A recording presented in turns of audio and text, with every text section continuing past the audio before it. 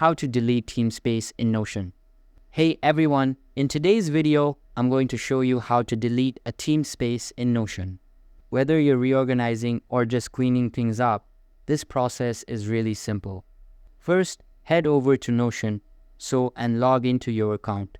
If you use Google, just click Continue with Google and select the account you want to sign in with.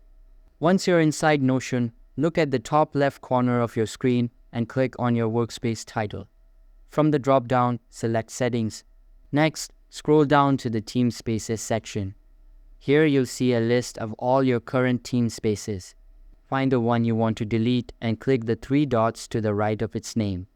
From the menu, select Archive Teamspace.